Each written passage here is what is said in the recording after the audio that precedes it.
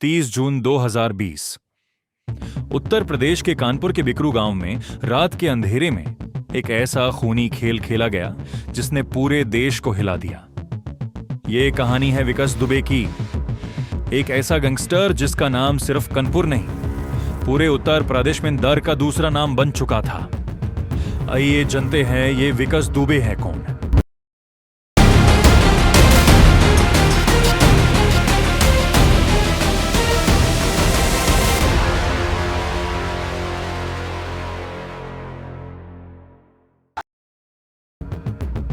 दुबे का जन्म उत्तर प्रदेश के कानपुर नगर डिस्ट्रिक्ट के बिकरू गांव में एक ब्राह्मण जमींदार परिवार में हुआ था। छोटी उम्र से ही उसने एक लोकल गैंग बना लिया था और वो जमीन कब्जा करना और हत्या जैसे अपराधों में शामिल था।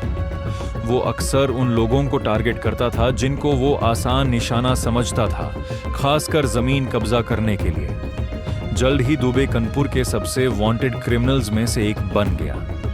उसके खिलाफ पहला केस 1990 में दर्ज हुआ था, जो कि हत्या का था। दुबे ने 1995 से 96 में बीएसपी ज्वाइन की और डिस्ट्रिक्ट लेवल पर चुनाव जीता, जिसमें उसका दबदबा और बल का इस्तेमाल किया था। उसकी पत्नी राचा दुबे ने भी लोकल बॉडी इलेक्शंस जीते।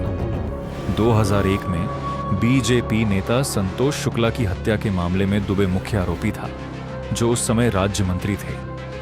यूज ग्राफ्टर किया गया था, लेकिन बाद में उसे छूट मिल गई। कहा जाता है कि उसके राजनीतिक प्रभाव के कारण। फिर आया साल 2017। ऊपे में एक नया सुबह, नया दिन, जो यूपी का पूरा नक्शा ही बदल दिया। 19 मार्च 2017 यूपी में आया बीजेपी सरकार, बना नया सीएम। योगी आदित्यनाथ सीएम बनते ही योगी आदित्यनाथ ने यह ऐलान कर दिया कि यूपी में कोई गुंडा और माफिया राज चलेगा नहीं। बस और क्या, यूपी में सभी गुंडे एंड माफिया का होने वाला था समय खत्म। तभी से स्टार्ट होता है यह विकास दुबे का एनकाउंटर का सफर। 2 जुलाई 2020 की रात कानपुर के बिकरू गांव में पुलिस की एक टीम छाप मारने पहुंचती है। टारगेट क्लियर था, विकास दुबे को अरेस्ट करना। अब सीधे यूस रात के मंजार पर चलते हैं। पुलिस की एक बड़ी टीम रात के अंधेरे में बिकरू गांव पहुंचती है। उन्हें लगता है कि वो एक सरप्राइज रेड कर रहे हैं, अपराधी को सोते हुए पकड़ लेंगे और मामला खत्म। लेकिन जैसे ही वो गांव के मुहाने पर पहुंचते हैं, उन्हें पता चलता है कि रास्ता रोकने के लिए एक भरी भरकम जेसीबी मशीन बीच सड़क पर खड़ी कर दी गई है। पुलिस वालों को मजबूरन अपनी गाड़ियां पीछे छोड़नी पड़ती हैं और वह पैदल ही उस गली में आगे बढ़ते हैं। अचानक पूरे गांव की बिजली काट दी जाती है। चारों तरफ घुप अंधेरा, और तभी छतों से AK-47 और भारी राइफल्स की अंधाधुंध बारिश शुरू हो जाती है। पुलिस के पास ना बैकअप है, ना छुपने की कोई जगह। सामने से आ रही गोलियां तो उनके शरीर को छलनी कर रही थी। 8 पुलिस वालों की दर्दनाक शहादत के बाद पूरा डीएच गुस्से से उबल रहा था। यूपी पुलिस की इज्जत दांव पर लगी थी। रातों रात ऑपरेशन विकास दुबे शुरू हुआ। उसके गुरगोन का चुन चुन कर एनकाउंटर होने लगा। पुलिस ने उसका कीले जैसा घर उसी जेसीबी से दहा दिया जिसे उसने पुलिस का रास्ता रोका था। लेकिन मास्टरमाइंड विकास दुबे हवा में गायब हो गया। पुलिस की 100 से ज्यादा teams, special task force, surveillance, सब उसे दिन रात ढूंढ रहे थे, लेकिन वह बचा हुआ था। कैसे?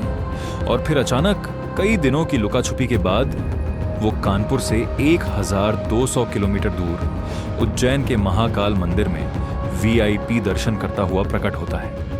UPSTF की भारी भरकम टीम उसे लेकर उज्जैन से कानपुर के लिए निकलती है। पूरा देश टीवी स्क्रीन से चिपका हुआ है। देश भर की मीडिया उनके पीछे पीछे है। हर न्यूज चैनल की OB वैन उस STF के काफिले को लाइव फॉलो कर रही है। सब कुछ कैमरा की नजर में है।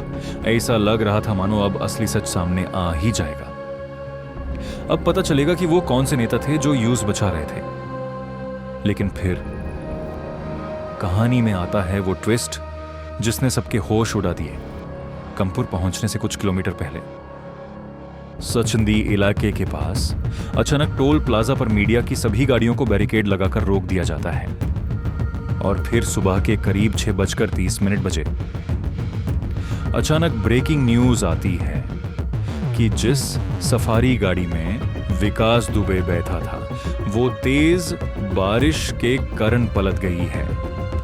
ऑफिशियल वर्जन के मुताबिक एक्सीडेंट के बाद विकास दुबे ने एक पुलिस वाले की बंदूक छीन ली और भागने की कोशिश की। पुलिस ने उसे रोकने की कोशिश की, पर जब उसने फायरिंग की तब पुलिस ने भी जवाब दिया। एनकाउंटर हुआ और वही खत्म हो गया विकास दुबे का चैप्टर। उसे हॉस्पिटल ले जाया गया, जहां डॉक्टर्स ने उसे डेड डिक्लेयर कर दिया। केस क्लोज्ड अब या शायद नहीं, क्योंकि यहीं से शुरू होते हैं सबसे बड़े सवाल। गाड़ी सिर्फ उसी दिन क्यों पलटी जब दुबे कन्वॉय में था? विकास दुबे एनकाउंटर आज भी एक मिस्ट्री बना हुआ है। कुछ लोग इसे जस्टिस कहते हैं, कुछ इसे सिस्टम का डार्क साइड। सच क्या है? शायद कहीं बीच में छुपा है और शायद कभी पूरी तरह सामने ना आए।